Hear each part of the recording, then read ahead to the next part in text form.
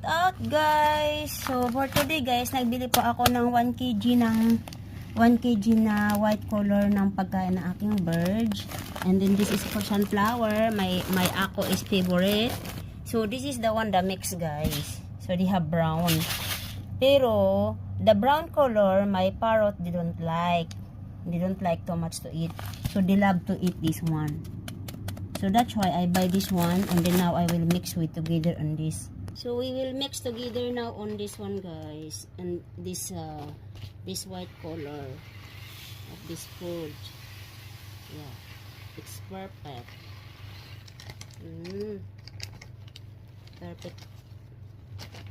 Yan guys. So this is the one guys, the food of my bird. So look at the color. So I will mix again like this. Yeah, this is the one.